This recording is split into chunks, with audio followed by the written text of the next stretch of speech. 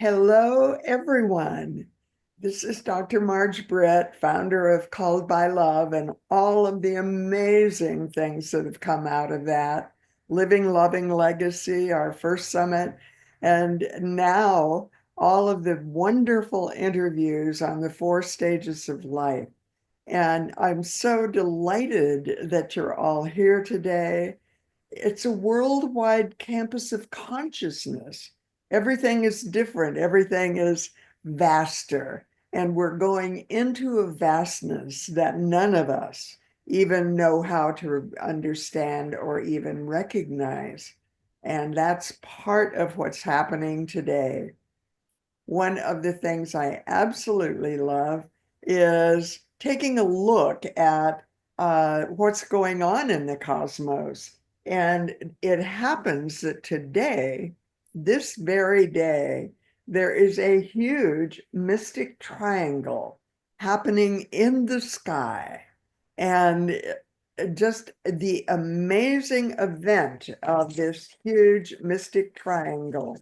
And the mystic triangle is all about um, synchronicity and mysticism and intuition and showing us what's beyond. So, welcome, welcome, welcome. It's so beautiful to have you with us today.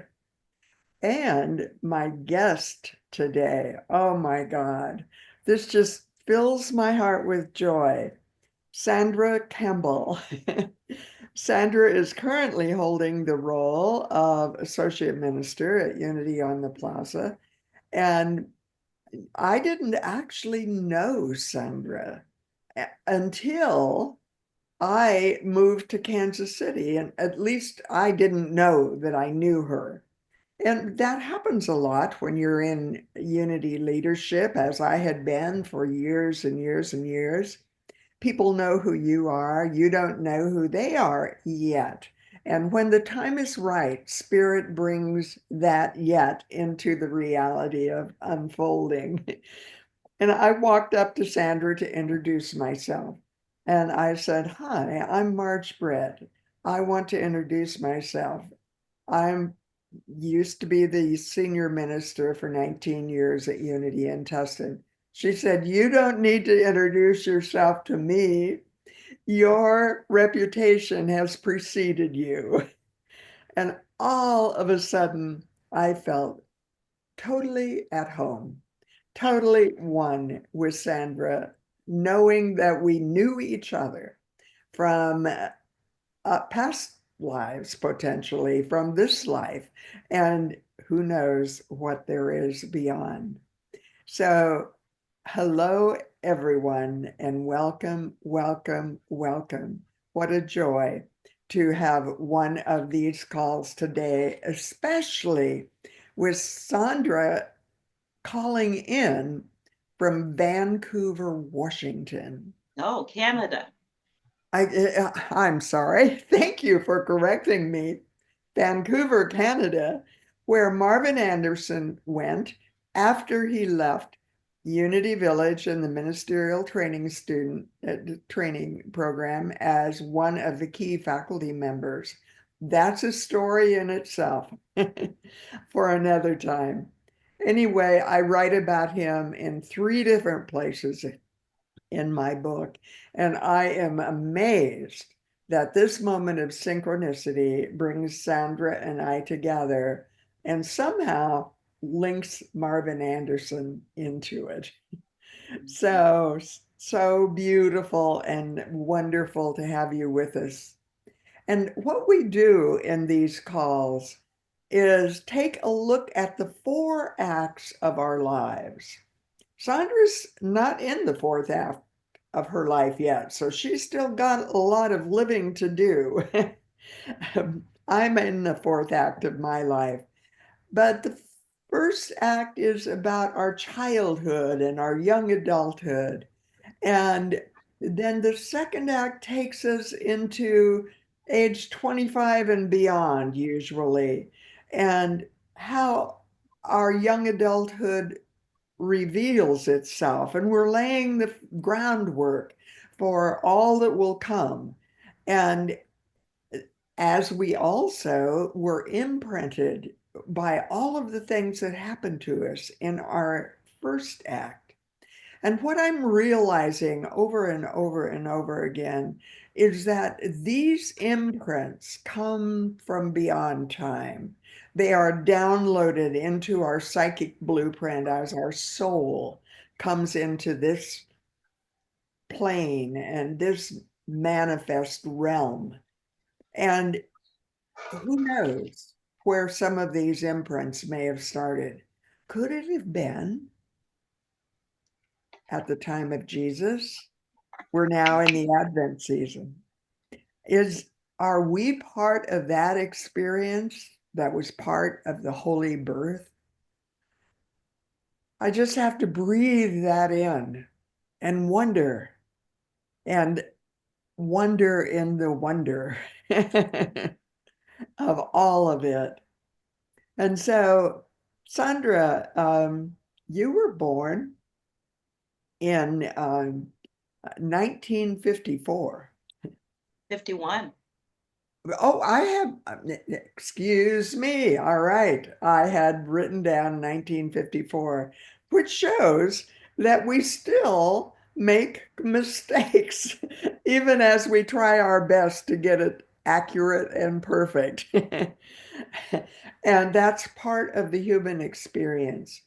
We remember and then we forget, and we remember and then we forget. And so, um, you were born on April 30th, which put you in the astrological sign of Taurus. I was born on April 15th, so I find myself in the astrological sign of Aries. Aries is about the I am that I am. And Taurus is, well, I'll let you talk about that because I see that in your life, building structures and strength and systems. And so tell us about, first of all, let's start there. Um, your childhood. You were born in Kansas City, Kansas, in Wyandotte County. That's right.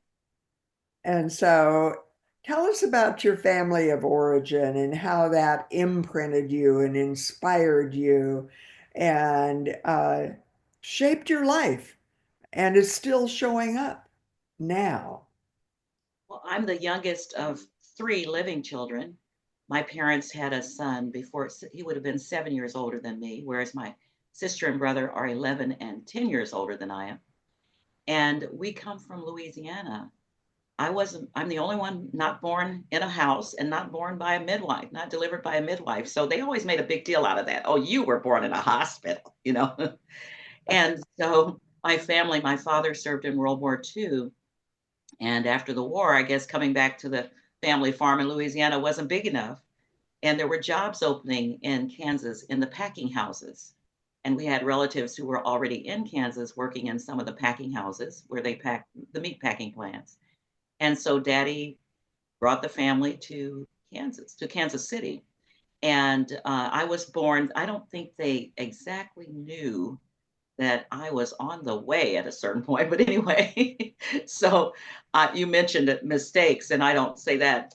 The person who introduced me to Unity said, never say mistakes, say misunderstood good, because we do find that we learn something from that experience when we have a misstep. And so my family came to Kansas, and I was born at the University of Kansas Medical Center, which is now called KU Hospital. My sister made it a point of telling me just a few years ago that I was born in the colored ward. I had no idea there was a segregated maternity ward.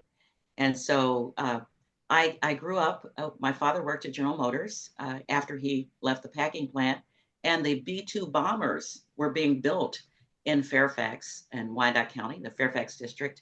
And when World War II ended, they cleaned out the plant and it became an automobile plant.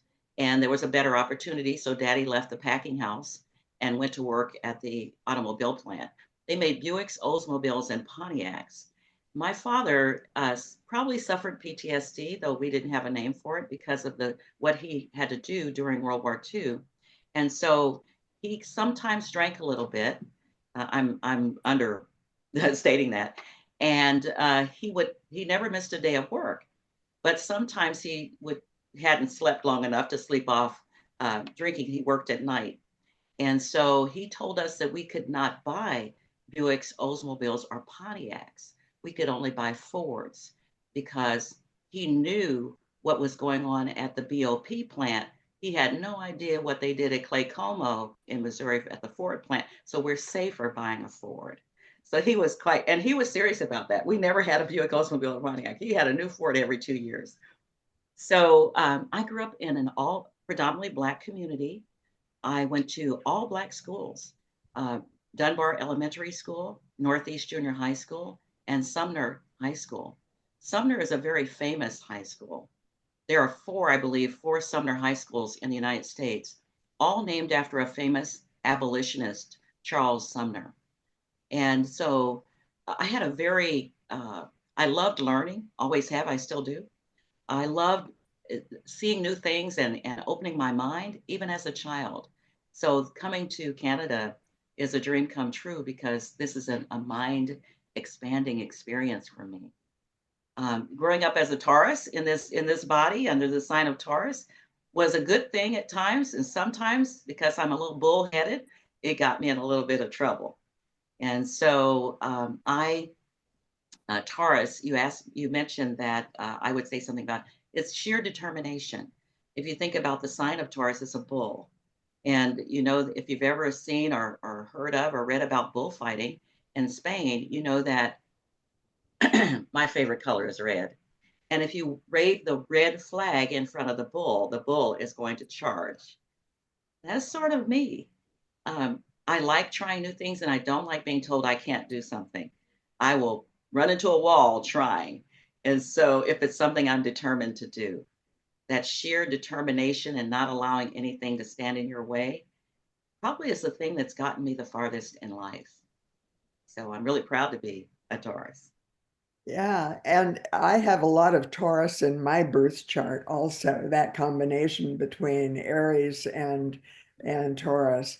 And let's take a look at the first picture that was in the email. I love this picture. This Yeah. wonderful picture of you as a young child. And I see the light in that picture. It radiates through you. Your forehead reflects it. And of course, the forehead is where the third eye is located. And in this picture, that forehead light is really obvious. And it's obvious now as I look into your face there on the screen. And and then by the time you were, I think this picture you said was when you were 11 years old. And Somewhere around 10 or 11. Yeah, it's an Easter. We had a thing about Rembrandt Studio was a famous photography studio in Kansas City. And my mother took me there to have my Easter picture with my little bonnet on and, you know, and so yeah, I was about 10, I think, 10 or 11. Yes. I remember Rembrandt Studios because they were still around when I lived here in the 1960s, 1970s, and I don't think they're here any longer. Tell us a little bit about your grandparents because the influences that I still see in you come all the way back from them. They do. I didn't know my father's parents, but the stories I've heard make me know them. I've been a little jealous that my sister and brother, because they were in Louisiana until they moved to Kansas and they were old enough to have had the experiences of my paternal grandparents. I get a little jealous of the stories, but I can't get enough of hearing them. My maiden name is Wayne, Wayne. My mother married my father when she was 18 and he was 20. She grew up in a small town in rural southern Arkansas, right on the Louisiana border, but her family were from the same town as my same parish, because Louisiana is divided between counties and parishes because of the French influence. And so they grew up in Union Parish. My father grew up in Union Parish.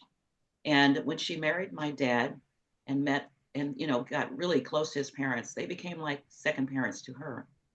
My grandfather, Willie, couldn't read or write, but he was a shrewd businessman. And he would send my father and his four brothers. There were six kids. There were five boys and one girl, and my father was the youngest. When he was old enough to work, he would send his boys off to. He would have them cut down the logs on the land that he bought, and they would take it to the paper mill. Louisiana, Marion, Louisiana, where they're from, is the paper capital of the South. And so he would take their money, and they didn't know what he was doing until they got married. That's when he told them that he had bought their land. So each child got a certain portion of the land. Of course, he took care of his daughter's husband, became a part of that. And so we still have Willie Wayne eventually had 440 acres of land, all prime timber. They owned everything. Their farm, they were self-sufficient. And when World War II came, my father was the only one of them that was ever drafted. So he could have stayed behind, but he chose because of the land, and there was a white landowner who had offered my father the opportunity to come work for him, and he would keep him from going to the war. But my grandfather had a rule that you work for yourself, and that's why I'm getting this land for us. Probably first generation out of slavery, owning land was very important. So my grandfather knew the value, and we do too. We still have 240 acres. There are only six first cousins now who are left, but we still own portions of that land. And so he was a naturalist. He knew how to plant certain and pull and tear down certain trees, but replant. And so it looks like a beautiful forest. So my grandmother, of course, that back then, there was no work except in the home, and she worked really hard. It turned out that when my mother married my father, my grandmother and my mother had the same exact name. She was Mary Lee Andrews, which is the maternal paternal side of my family, or Andrews. My grandmother's last name, maiden name, and she became Mary Lee Wayne. My mother was Mary Lee Roberts, and she became Mary Lee Wayne. So that was kind of confusing when checks would come from overseas when my dad was in the service. He drove ammunition trucks behind enemy lines in pitch black darkness. That was Patton's army. They're called the Red Ball Express. And it was a very dangerous mission. And so that's why I think that, alcohol became one of my father's ways of forgetting what he had experienced. My maternal side is where I learned the gift of storytelling. My mother's mother, her father was Cherokee. Her mother was, born of African slaves. And my mother's mother couldn't read or write. My grandfather was called a child of the plantation, which we would call him today. My grandfather's mother, Angelina, worked in the big house in Farmerville, Louisiana, owned by the sheriff. And my grandfather's father worked in the field.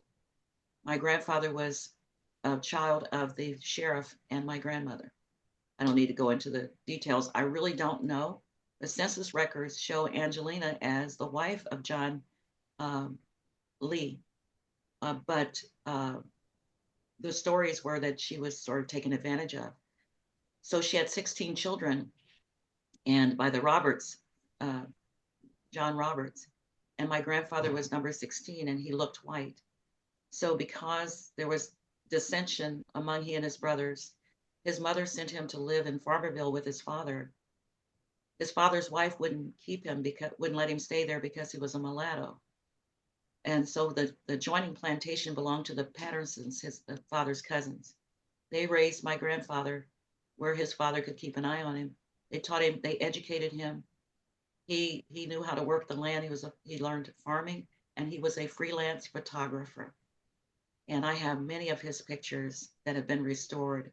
He took with a box camera and his own dark room that he built outside their farm. He was a farmer, and he raised bees.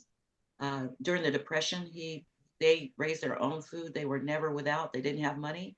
but he traded the honey and the sorghum molasses that he made for the things that they couldn't grow on the farm. So I grew up with a mother who was very much a naturalist and very healthy because her foundation was vegetables and healthy eating and living on the land. And therefore, she lived to be 101 and very healthy to the last day of her life on November 27th, 2021, in my home. I had the privilege of caring for my mother for the last 6 years of her life. And we had, what a joy that was because she didn't have dementia or Alzheimer's. She was very much into, she knew who she was and always encouraged me to be all that I could be. And also that imprint for the Bible and for music came Oh, from your family. it did. My mother told me I never saw my father go to church in Kansas. He'd drop us off if it was raining or something, but we were walking distance from the church. I would walk to Sunday school and then I'd stay. Of course, in those days, Sunday school was adults and children went to their Sunday school classes, and then all of you went for 3 hours to hear the preaching and the singing. And that really got me. I think it was that most influenced me to one of the influences of becoming a minister. I was mesmerized by the teachings, especially the stories of Jesus.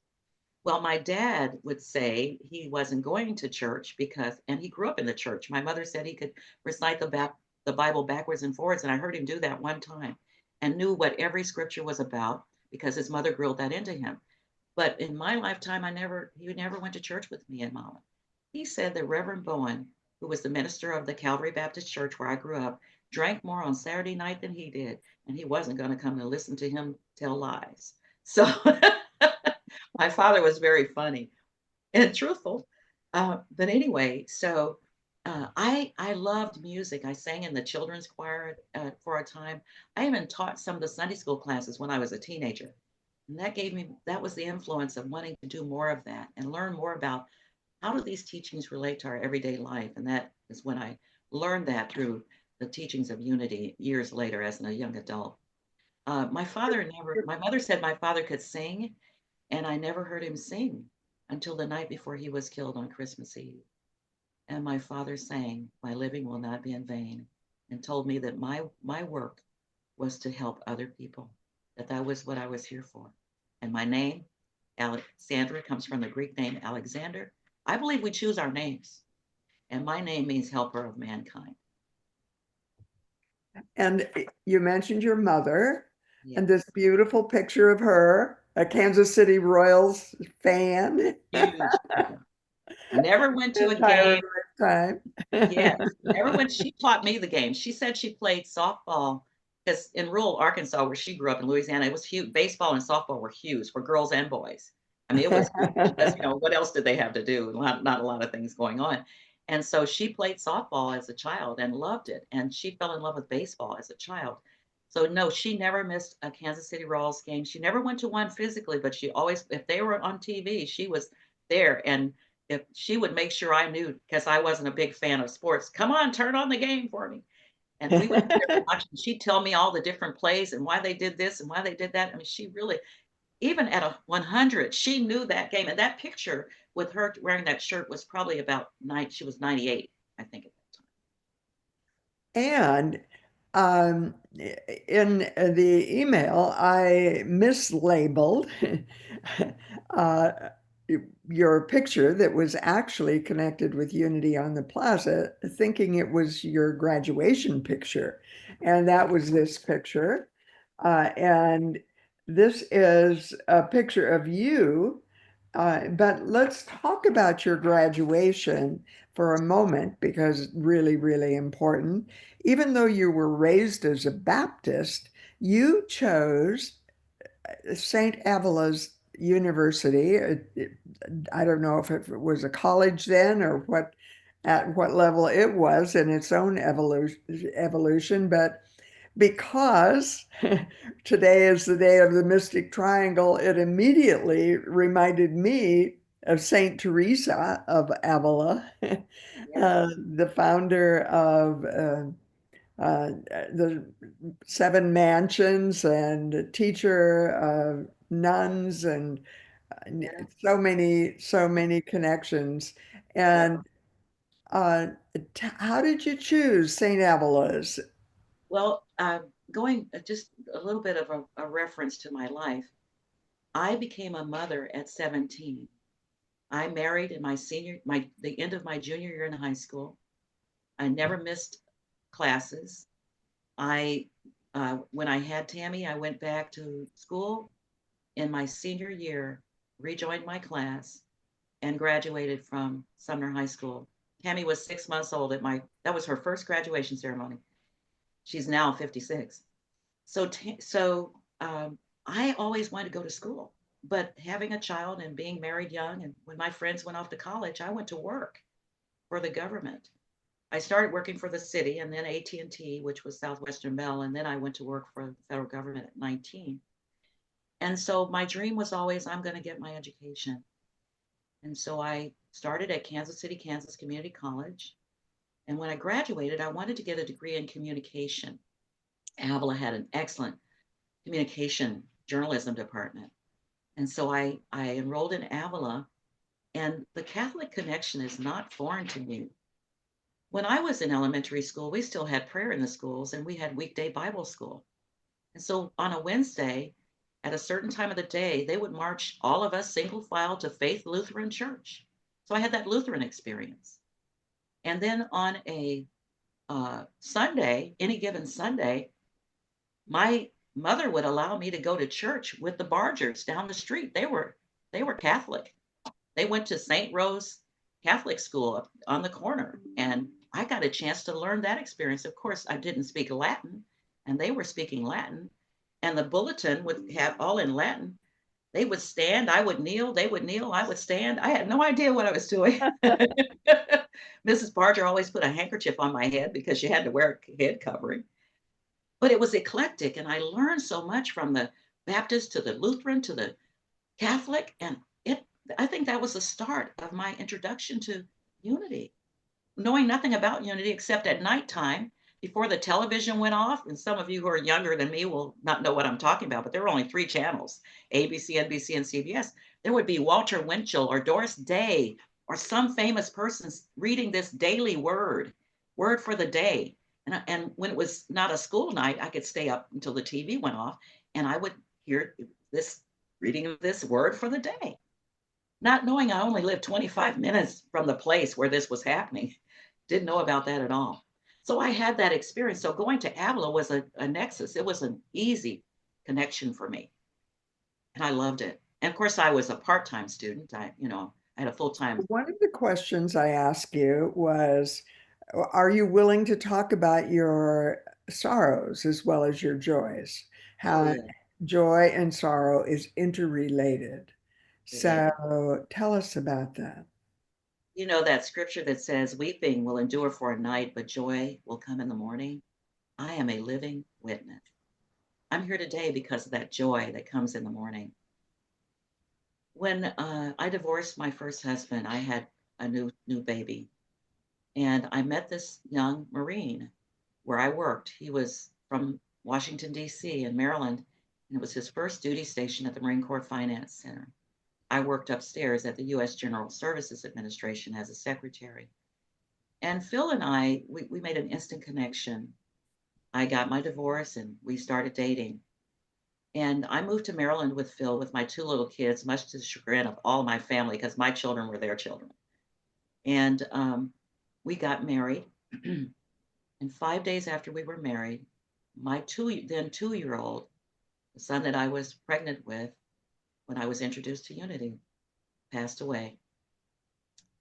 And I, I kept thinking something good is going to come of this.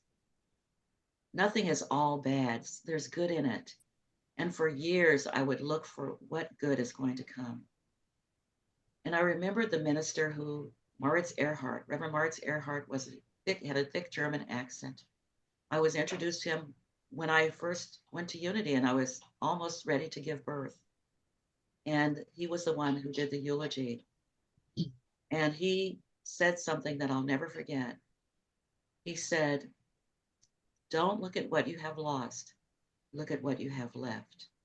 And I began to focus my attention on my daughter, who was now 6 years old. She was 4 years older than her brother who passed. And I began to think, that's part of the good. I have a child who needs me, who loves me, and who misses her brother too. And I need to work with her. And I began to look deeper at what is the meaning of this thing called death. About a few years later, a couple of years later, I had our son, PJ, Phil Jr. And then we were home for Christmas. And on Christmas Eve, my father went out with some friends and was stabbed to death on the morning of Christmas Eve. The night before that happened, he asked me to sit on his lap. I was 25 years old and he was 60. I don't think I'd sat on my father's lap in 15 or 20 years. He said, "You're special and you're going places. And I wish I could live to see it. But if I don't, remember one thing, you're nobody if you're not trying to help somebody." Remember, I told you I never heard my daddy sing? He sang, "My living will not be in vain." If I can help somebody as I pass along, if I can cheer somebody with a word or song, if I can tell some traveler that he's traveling wrong, then my living will not be in vain. That man had a voice. And finally, before his life ended, I got to hear it for the first time. What was more important about that was what he said. As I said earlier, my own dad only went to fifth grade. He probably never read a dictionary or knew the meanings of words or names. My name means helper of mankind. And what he did for me that night was he pointed me in the direction of who I'm called to be, what I'm here to do, and to live up to my name. He gave me a eulogy. And the next day, when I was at that hospital and the doctor came out and told us that he had passed, my feet didn't touch the floor. I felt elevated because every word he spoke the night before prepared me and prepared me for this journey I'm on today. So, Marge, thank you for asking me.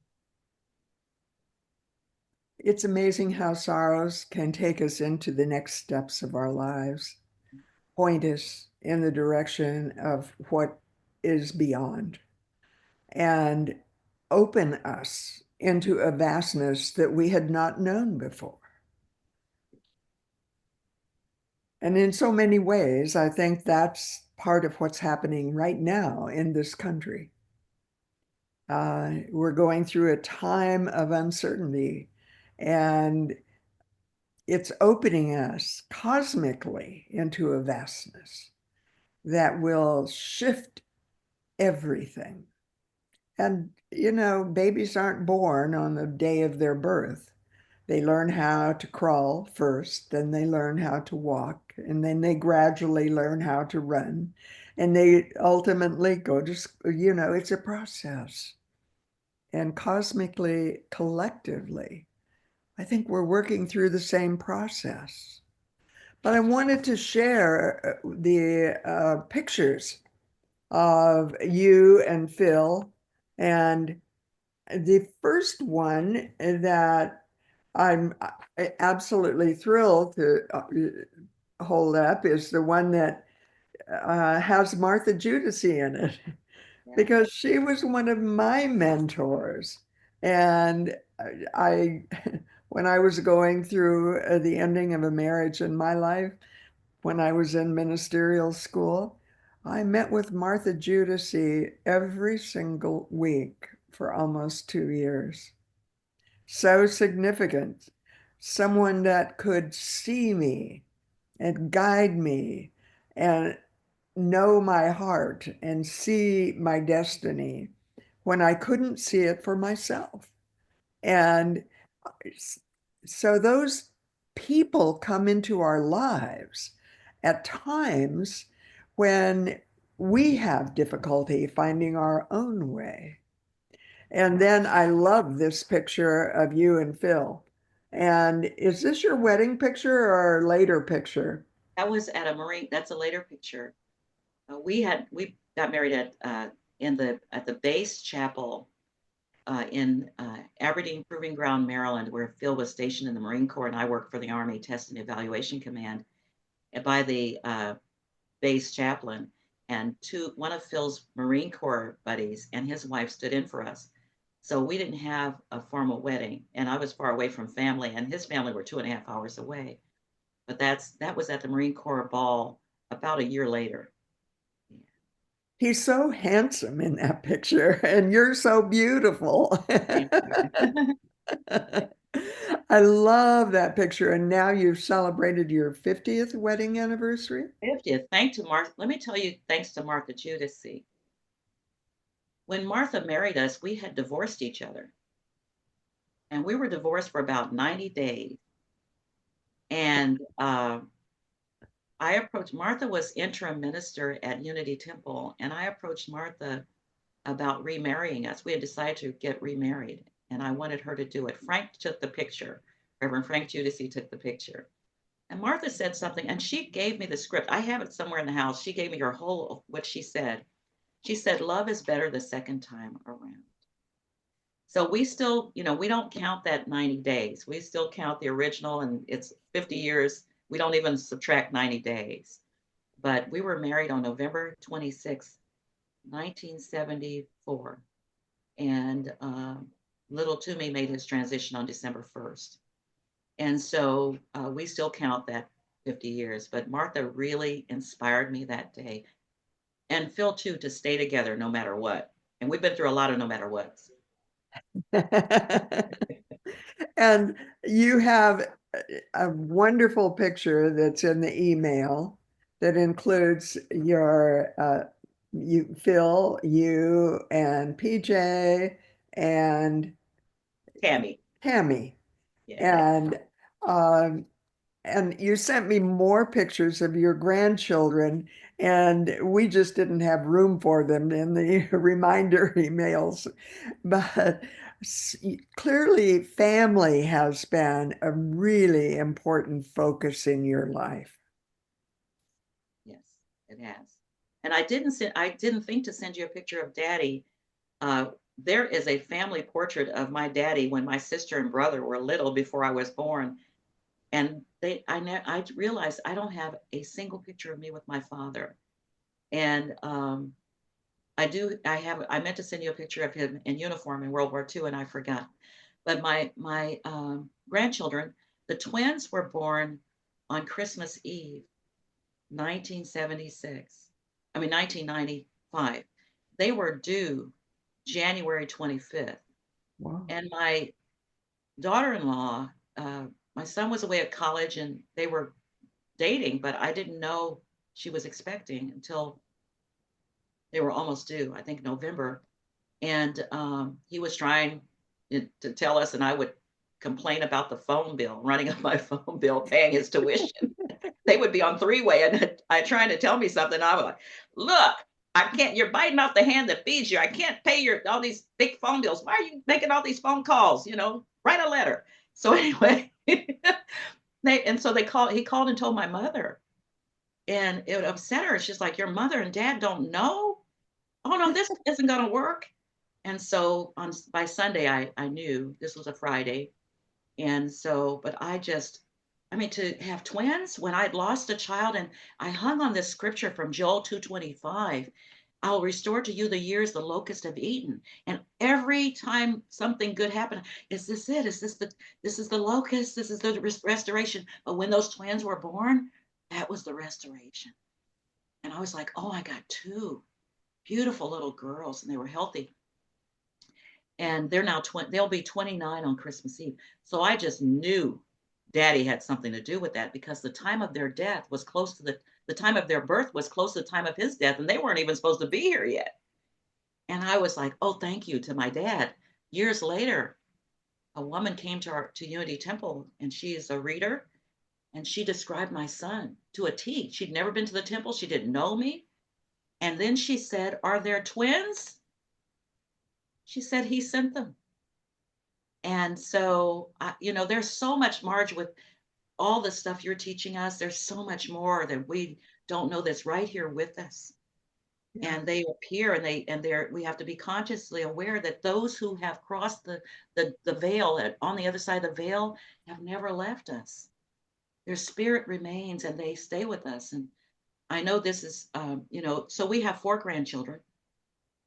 Uh, Alondra and Alexis are named after me because my son has heard that story so much that he wanted his children to have that story. So Alondra is Sandra without the S, with Alandra is his Spanish name. Alexis is short for Alexander as well.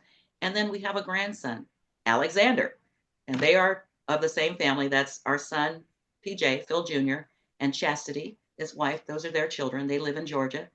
Our daughter, Tammy, has one daughter, Jalen. Jalen is 21. She is in her 3rd year of college and she's following in Nana's footsteps. She wants to be a journalist and she's really good. And she just finished her first semester at Mizzou, University of Missouri, Columbia, with all A's. She's very serious about life, and I imagine I can't wait to see what this is coming to. So all of them are doing well. She and the twins work. I forget what one works for Progressive and one works for another company.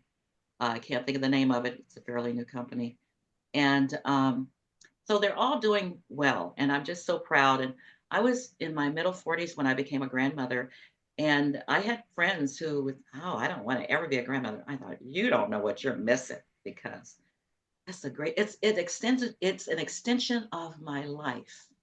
That's the way I see grandparenting. I see them as me in the future. I see them as that's a part of me. And all the things, the dreams I had that I might not have finished, they will be the ones to finish, to take up that mantle and go forward. It's amazing because with her getting all A's, it really brings back the awareness of you graduating from Avila magna cum laude.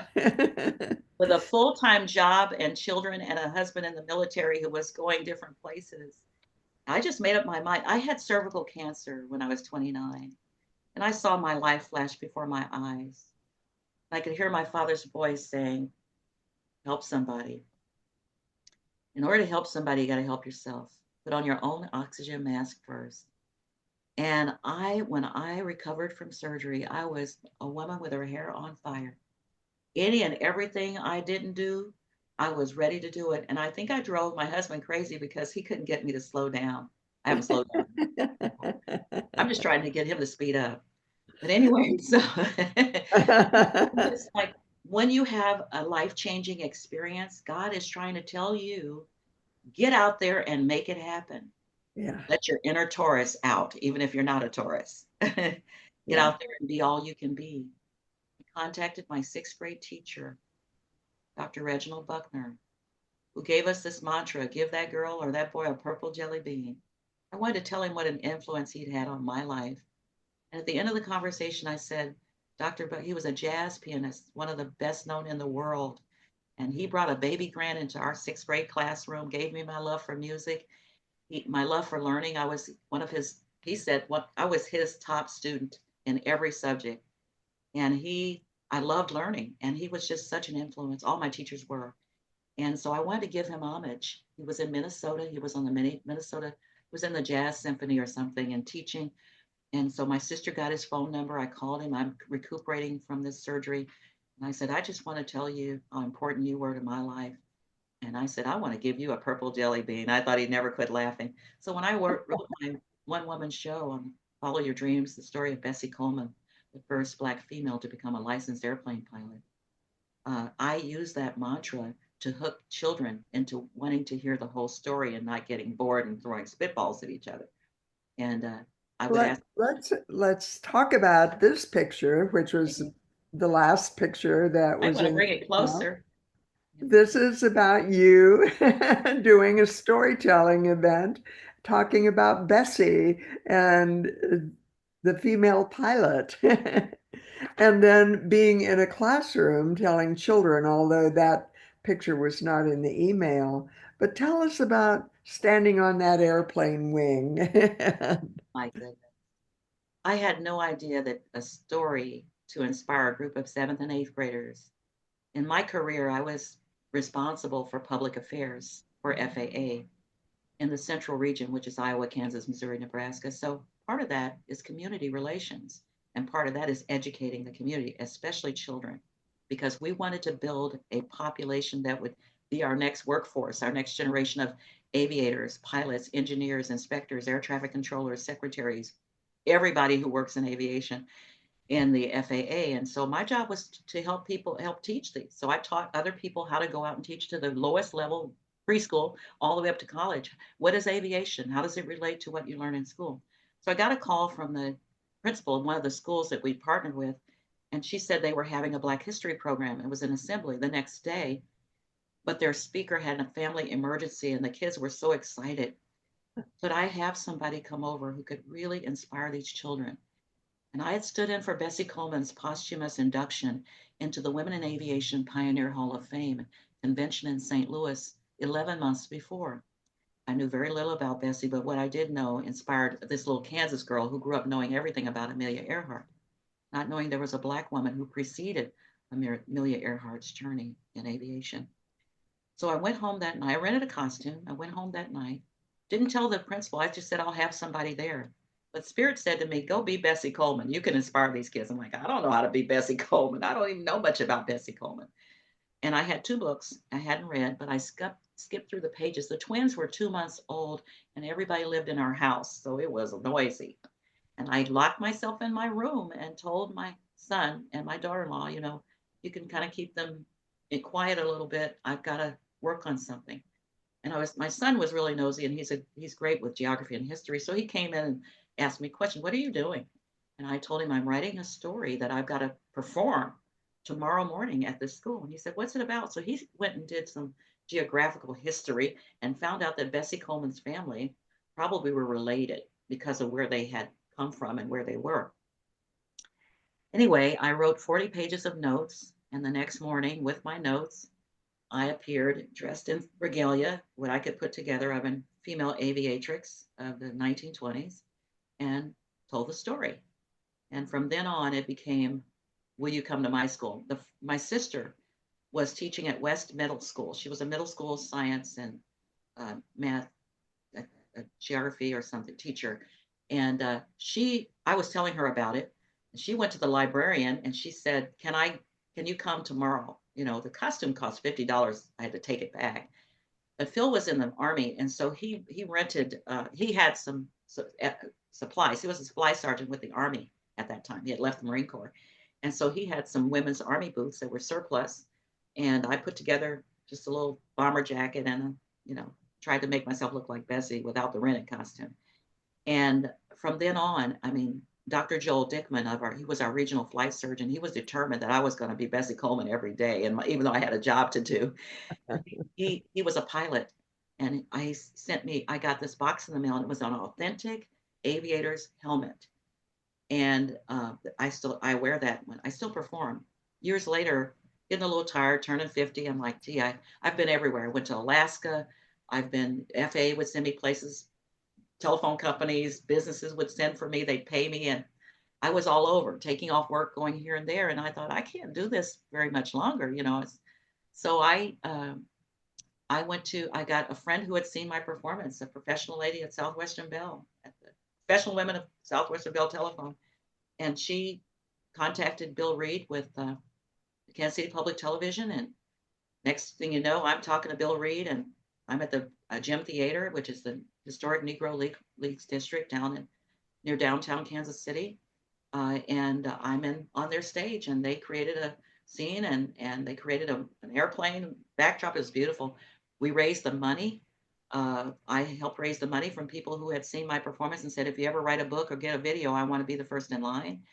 And we raised the money and got the crew from Kansas State University to come up and record it, and KCPT produced it in 2000.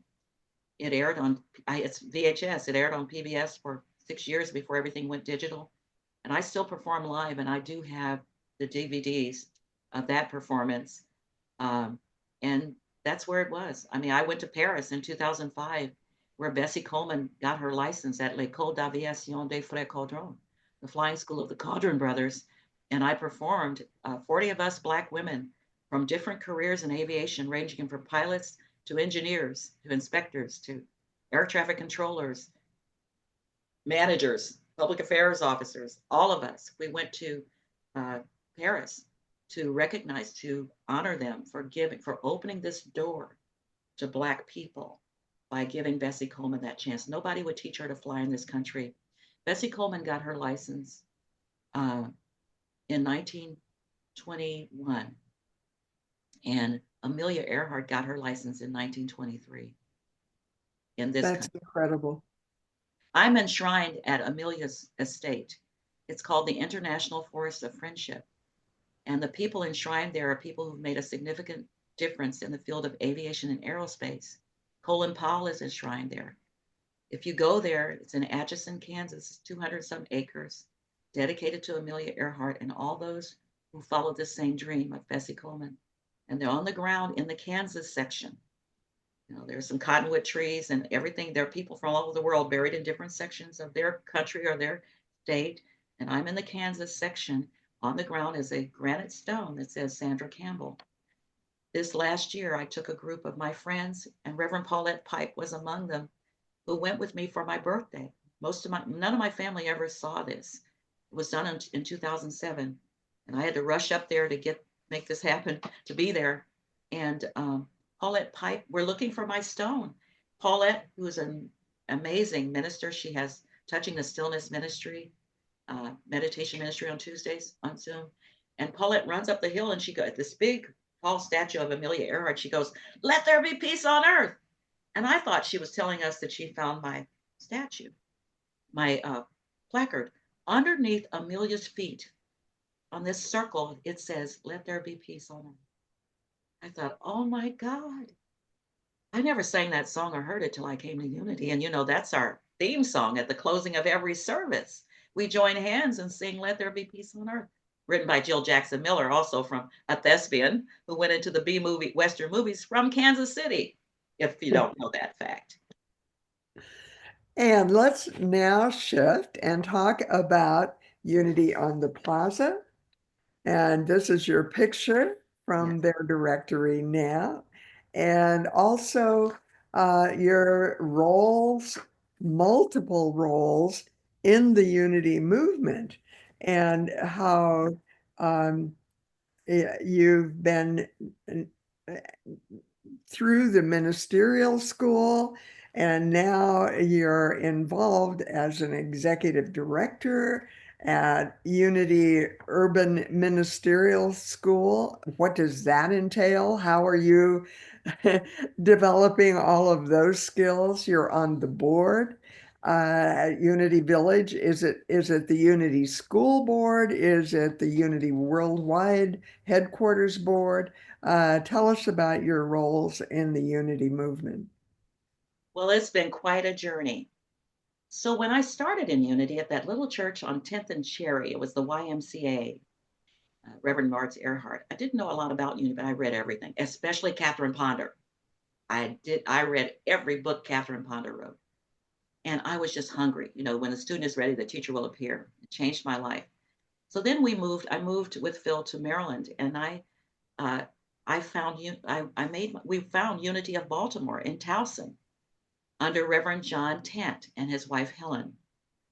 He was from Scotland or somewhere. And anyway, I taught Sunday school with uh, a lady by the name of, her last name was Moore.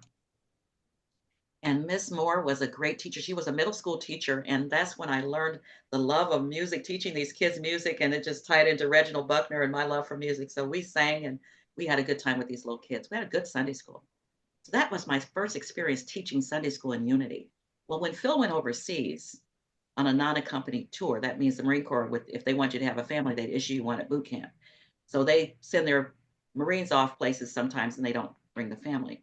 Well, I came back home to Kansas City, and that's when I started working for the Federal Aviation Administration. And I went to Unity Village, and I taught Sunday school under Bobby Rogers. And Loved it. Loved teaching Sunday school at Unity Village. Then I got selected for the air traffic control training program. And I still have the Bible they gave me when I left in 1978. And I had to go to Oklahoma, leave my kids in Kansas City. We bought a house in Blue Springs. Phil was overseas. He has 9 siblings. One of his 7 sisters came down to take care of our kids while I was away at school at the University of Norman, Oklahoma at the FAA Academy, part of the training. Well, I came back home and went back to Unity Village and started teaching again. And then one day, Easter Sunday, we're on our way to Unity Village and we're going to be late. And we were living in Kansas City, Kansas, about a 25-minute drive. And so I said, I know there's a Unity church somewhere down on the plaza somewhere. Never been there, don't know what it looks like, but let's drive around till we find it. We drove around in circles for a while, and finally we see this big building says Unity. And we walk in the door, and I felt this amazing feeling like I'm at home. And so I sit in the back and I take notes. My bulletins were, you couldn't see the type. I take shorthand still. So it was a shorthand writing on front, back, inside out. I was hanging on every word. I believe it was Bill Cameron, William Earl Cameron, who just passed away last year. And he was the minister. Suzanne Cameron ran the Sunday school. So I volunteered to be in the Sunday school, which is my first love with the children. One of these days, I'll tell you about some of these crazy experiences we had with these kids. They taught us. And so anyway, then I wanted to sing in the choir. We still have this amazing choir professionals, you know. I always wanted to learn how to use my voice more effectively. I never thought I could sing very well, but I thought, well, at least I can harmonize. So they asked for a choir call one Sunday. We do 2 Sundays in the Sunday school and 2 Sundays in church, and they give us a CD of the services when we were in the teaching Sunday school. And I met Ed in Sunday school when Ed and Ellen came and took over the Sunday school and the Global Montessori School. And boy, was that a treat. And I taught Patrick and I taught Shayna. And so I just had a ball. But every now and then I'd sit in the sanctuary and go, I sure want to sing in that choir. And one day I got up the courage when they called for people who might want to. You don't have to be a singer. You don't have to know how to sing. And I thought, they're singing my song right now. So I go up on the platform and I volunteer to sing in the choir. And I always said that whoever I stood next to who could really sing, I just open my mouth and their voice comes out. So, because I sing by ear. And so anyway, don't ask me if I'm in a key of C or D, or I have no clue. Just sing it and I'll be able to pick it up.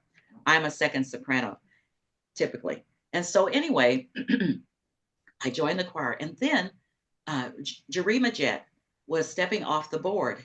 And Jerry Majet, later on, some of you who know Unity, Geneva Price's daughter, Janine, married Larry Majet, who is Jerry Majet's ex-husband. Well, Jerry and I she's an African-American female. There weren't very many of us African-Americans in the church. And Jerry said, Sandra, I would like to ask if I can get you to fulfill my term on the board.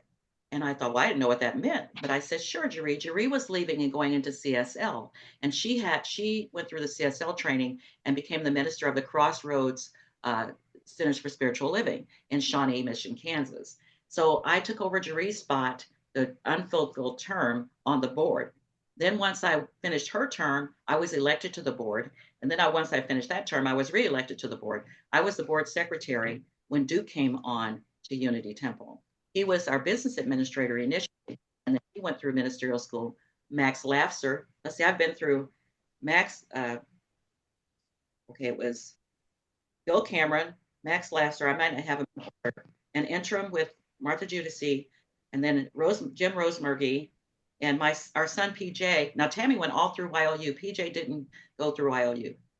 He went through Uniteens, and then he didn't want to go to YLU. But he and Ben, Nancy and Jim Rosemergy's youngest son, were best friends in Sunday school. So then after the board, I had always I saw Sally Taylor, Reverend Sally Taylor, and Reverend Sharon Poindexter step up on that platform and speak.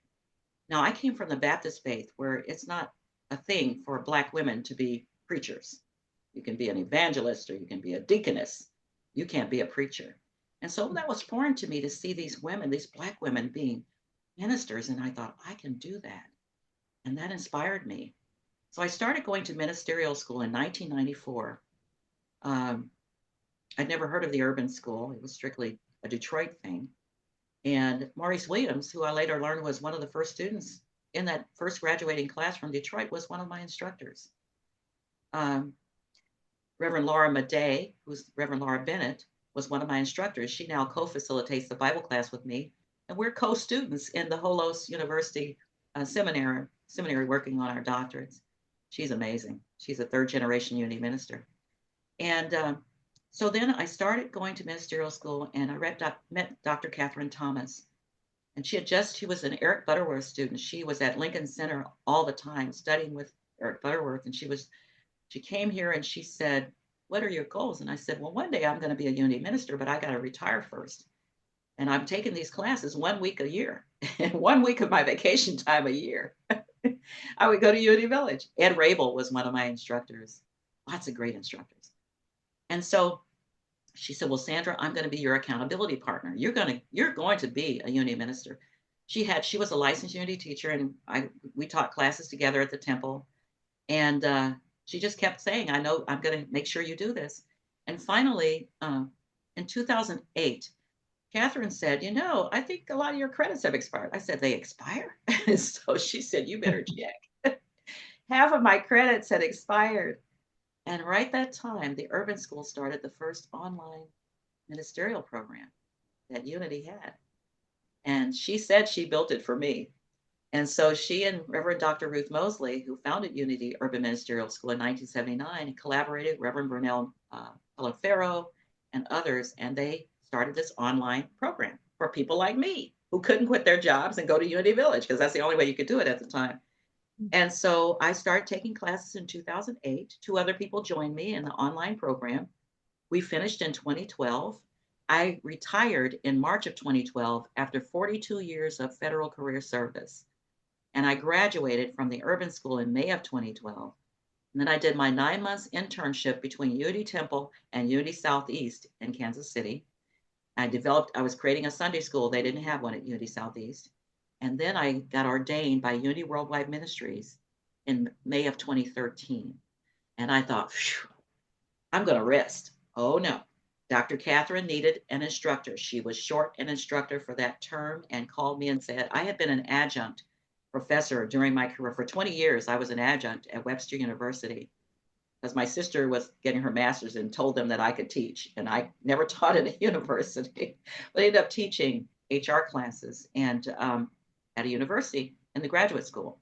And so Catherine, said, I need you to teach this class. So I taught one of the classes. And then we're short a board member. Could you run for the board? So I ran for the board. And then I became secretary on the Unity Urban Ministerial School Board. And then Reverend Phil Pearson was vice president. And he stepped down to do he was doing something extra special in California.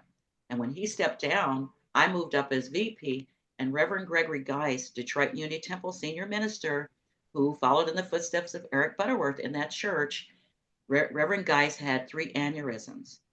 And while he was recovering, I stepped up as president.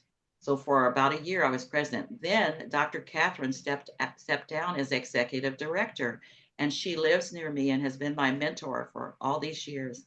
And so I went over to her house and collected all the executive director stuff.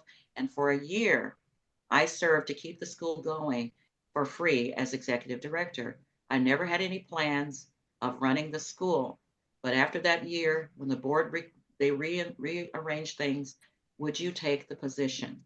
And so since 2017, I have been running the Unity Urban Ministerial School, which is all asynchronous. And it's not, independent study.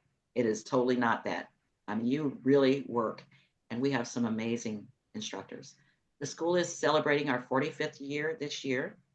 And it was built on a vision of a woman who was quite a dynamic visionary. She passed away in 2020, and Reverend Dr. Ruth Mosley proved that there's nothing you can't do if you set your mind to it. Yeah, that's so beautiful. So I want to take just a pause point here as we shift toward going into people sharing or asking questions, or it's what I call it a time of oh my God moments. That's happened to me too. And I had a lot of those, as you mentioned, names of so many people that were part of my life and teachers I loved. And those oh my God moments.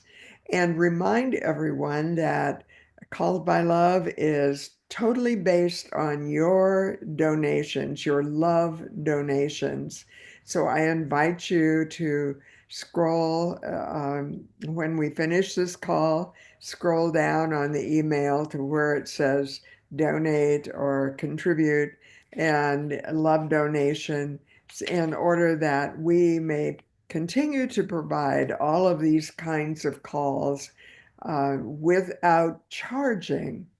I base my commitment to that on Martha Judice's feeling, and that goes all of the way back to Myrtle Fillmore saying that it's about love and it's not about money. And so I invite you to consider giving to Called by Love as part of your commitment to that kind of legacy. And the other thing I wanted to mention is that next month, um, I'm going to either do the call myself or invite an unknown guest. And I'm talking with Sandra about who that might be. So it'll be one or the other. And I have a sense that this kind of experience is something that reveals ourselves in these times of uncertainty. And I was absolutely inspired by an email that Marla actually sent to me that came from Pema Chodron's book. And the email was called Sticking with Uncertainty. And I'm remembering a person that used to be on our board at Unity in Tustin, and he would say when he did his sharing at board meetings, and that's my story, and I'm sticking to it. He was a big 12-step person. And so my story right now, after dealing with some of the uncertainty and sorrow in my life, relates to national politics in this last election, is I'm sticking with uncertainty. And interestingly, it's been a time of celebrating for those of people who were happy with the outcome, and even sorrow or grief for those of us who had expected another outcome. And so sticking with uncertainty may be the theme of the January call, or we may have a surprise guest. And then in February, I'm so excited about this call because it's another one of my favorite people in the world, also in his fourth act, but still teaching at Unity Temple on the Plaza and in the Temple Buddhist Center. And that's Robert Brummett. And he's going to be our guest on the February call. So that just gives you a glimpse into the future for Called by Love. And uh, and I invite you to renew your own commitment to living love in your life. And I loved, Sandra, when I looked at the Unity of Vancouver website and saw that your talk that you delivered there that Sunday or that time that I looked at it, the last Sunday your talk title had been Love is the Answer. And it just touches my heart. So I'm thrilled about that. And we're going to go into the last 20 minutes of our call. You're welcome to raise your hand You can do that by going to the place on your computer at the bottom of your chart that says raise hand, and it will show you how to do that. Or you can just wave your hand and we'll try to watch for that. What were your oh my God moments when you started talking about Bill Cameron, for example? For me, oh my God, Bill Cameron was my first Unity minister at Unity on the Plaza when I was in seminary. And I He see was that, so much fun. You know, yeah. my husband is a strong introvert. We are polar opposites. And to get Phil to come out of his shell, Bill did that. We did a performance. You can't take it with you. Bill played this Mr. Keelenkoff or whatever his name was, and Phil and I were the maid and the butler. And our kids couldn't believe that Bill Cameron got Phil to be in a performance on a stage with a bunch of people looking at him, and he did a great job. He hasn't done anything like that since, but Bill Cameron had a major, and because he had been military as well, he and Phil just hit it off. They just hit it off, and we had a ball. We had fun times back then. And I forgot to mention Thora and Weaver Hess were also there. They were also ministers at one time during my time. And I also forgot to mention that becoming a minister at Unity Temple, my home church, was a dream come true. That was the next step after finishing ministerial school. There was no So doubt in my mind where I wanted to be. and one of the productions they did when I was there was the Our Town, I think. And Yep, it they was did. Yes, in, they did do our thing. in the cemetery, and it was the story of all of the people. Yep, it was so fun. Somebody And has their hand up. yeah, Patty. I have two questions, one for each of you. First of all, Sandra, I am just blown away by your memory. You are so sharp, and I love that you honor your family because I've done that. Marge has read my book where I honor the women in my family, and now I'm working on one for the men. And so I've been a fan of Fly Girls, and my memory is shot. I can't remember. Was it the book I read? I think I read a book on that, and I think I've seen some movies. So I'm Googling here. What do you recommend we watch so we can see your performance? Well, when PBS retired the VHS formats, I've heard people say they found it in the archives. I've never, but I have the DVDs. I went to perform at a downtown airport for a gala, and they asked me, well, how can we get this? And I said, well, I really would like to get it into DVDs. And the owner of the South Central Air Cargo said, oh, I have it on DVD. I require all my employees to watch it as part of their orientation. I'm like, you watch that play for your orientation. But anyway, so he had his producer, the person who uh, makes them, make them for me at his cost. And so I can, where are you located? Unity of Tustin. But Oh, I I can get think it. I think you could put that on YouTube. I've never done that. I'm not a techie person, I can but get it I done. which kind of leads me to Marge, my question for you. How are your how do you plan to preserve these wonderful interviews for posterity? Because I like books, I like paper, but the technology is evolving so quickly. We've got to find the right venue for preserving your amazing teachings and performances for both of you. What I realize is that these calls are really about history, and they are preserved not just for now or for people who even listen to them in current time, but they're being made for future time. And I interviewed over 100 Unity ministers when I was in school, and I made recordings of them on my little handheld recorder, but those are all lost. I gave copies of them to the Unity Library and the Association of Unity Churches. I'm sure they were lost in moves.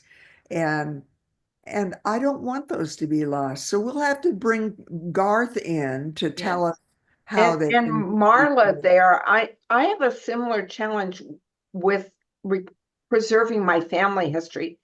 My older brother, who just passed in Olympia, Washington, was the most hilarious letter writer. And he was interviewed by a wonderful woman who was a professional interviewer, and the interviews were recorded just, but it only goes up to college, before he passed away. So I like to do research, but I'm overwhelmed right now with my book on my brother. But I know Marla and Garth and all of your resources, you two ladies, you will find the way. And Library of Congress, I mean, they've got the National Archives. There's got to be a wonderful way to preserve your stories and your lessons, your life lessons.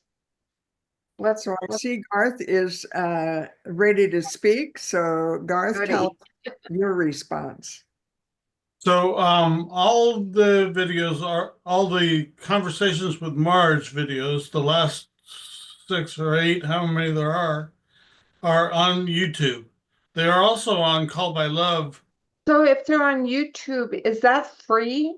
And does it go on indefinitely? Yeah. Okay. Garth, what about the cloud? I don't know much. I'm speaking a foreign language I don't understand, but what about the cloud? The problem with the cloud is you normally need a password and an account to get to that cloud, Okay. whereas YouTube you don't. Okay. Whereas callbylove.com you don't. Okay. Good. So Garth, I've enjoyed sending Marge from my OneDrive cloud account these historic photographs that are coming to me daily on my OneDrive. I guess it's on the cloud. And these are pictures that Harvey Beery and other Unity of Tustin people took. I've got some of you, Michelle, and your sister Sharon, and I'll look for the ones for Marla. But what's the deal with the OneDrive and preserving videos and stuff?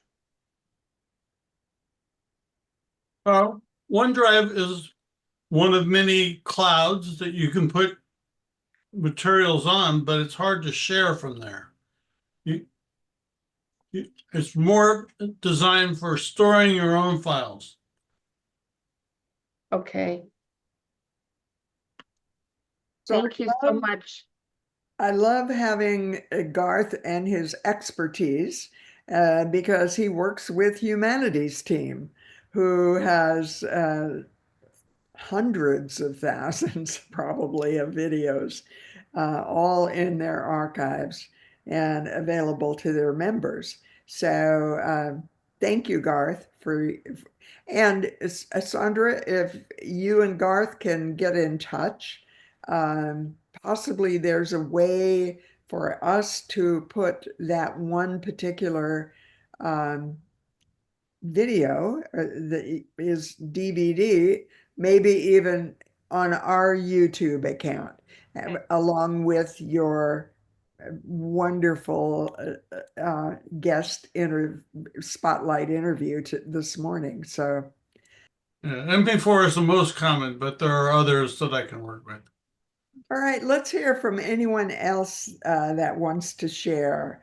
Marla, we have a caller that is non-identified. Ed, Michelle, anyone else that would like to share any oh my God moments? No takers. Well, one of the things that I most loved was listening, Sandra, as you shared the names of so many people who have imprinted my life. Ed Rabel, Sally Taylor, so many people that were so influential in my own life. Max Lafser, Martha Judici, I've already mentioned her name. These are people, for me, who fall into the category of unity greats. And it just is so important that we not lose track of those kinds of moments of inspiration. And, one of the things that I was so profoundly aware of as I talked with Sandra about being in Vancouver, and let me just share, and I'll have to put on my own glasses to do this. But chapter 3 of um, my book, The Key to Everything, and it starts out by saying, remembering clearly what we learned and who the teacher was may be more rare. Then, maybe once or perhaps a few times in a lifetime, time will stand still. Timelessness seems to penetrate into time. Words are spoken that imprint upon our hearts and our minds. Sometimes they take us to new levels of recognition, perhaps of love, or knowing that brings wonder, even awe. Such a moment came in the first 6 weeks of my being in seminary at Unity School of Christianity.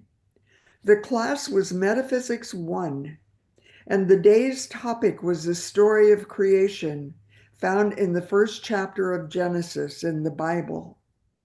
Marvin Anderson was the teacher, a sort of radical revolutionary among Unity ministers. This is the key to everything, he said, and we don't understand it yet.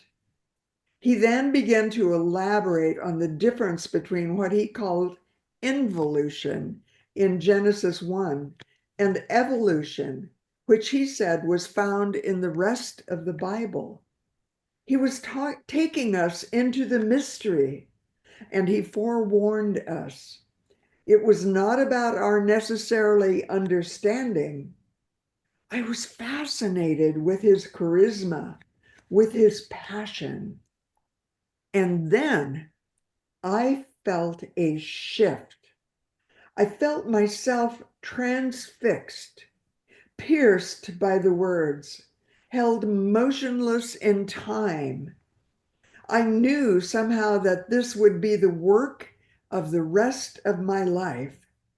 It was as if I was being given a life assignment. It was known that I could not understand it. Yet, I told no one, not Marvin, not anyone. Who would I tell? It would sound crazy. Yet, it was a total knowing. The pieces of that moment in time, the revelations of that knowing, have come over the 3 decades, now 4 decades since. They still continue. Involution is the descent of the Holy Spirit, the descent of the dove that artists have depicted.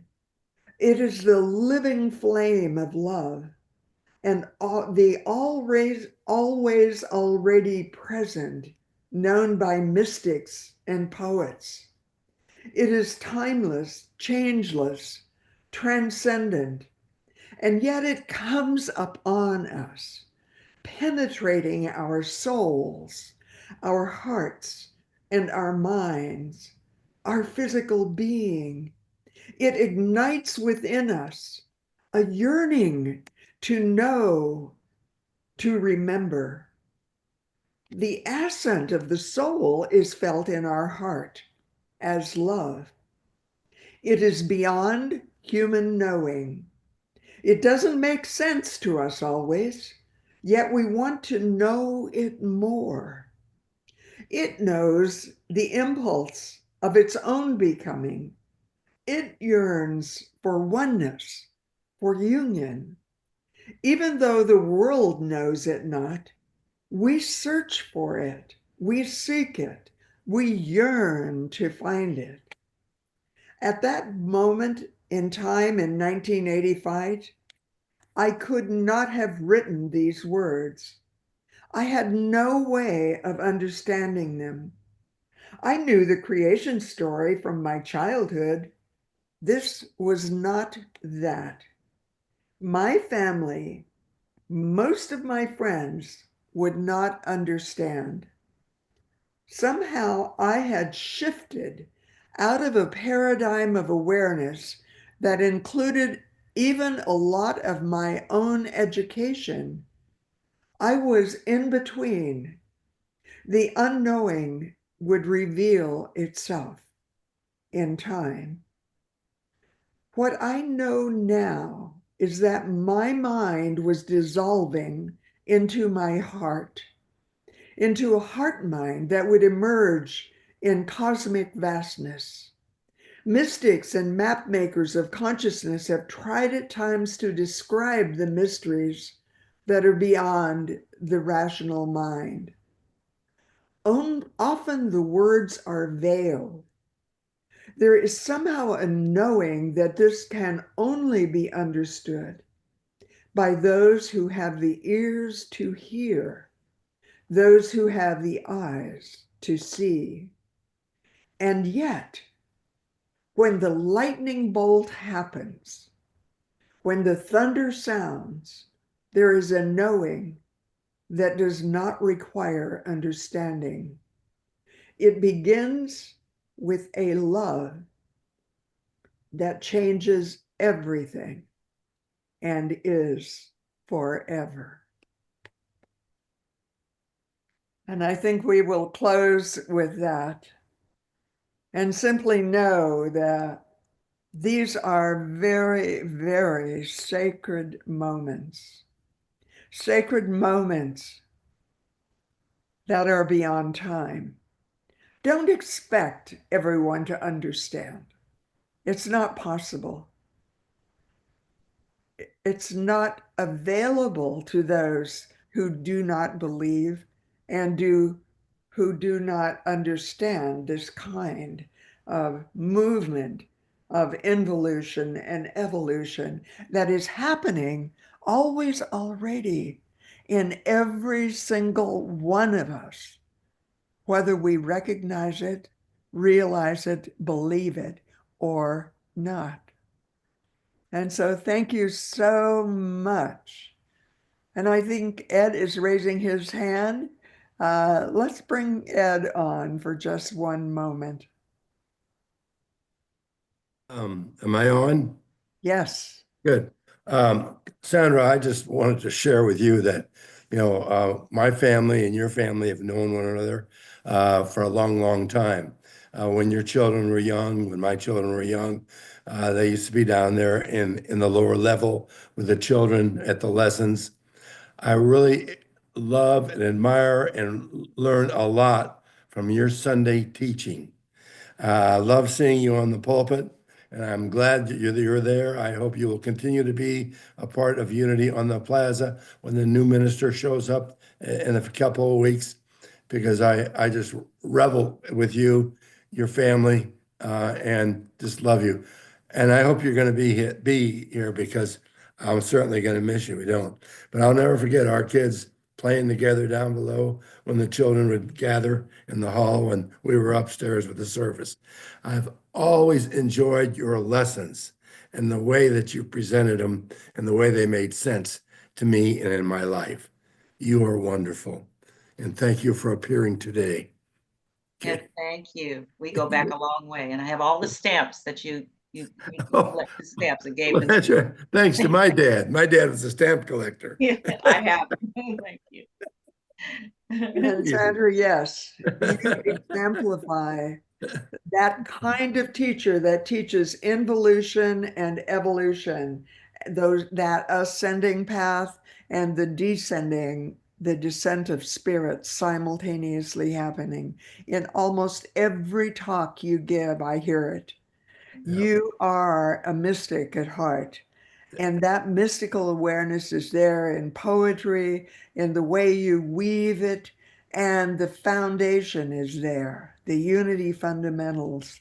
It is a rare, rare gift to have a unity minister with that kind of ability to do that kind of weaving.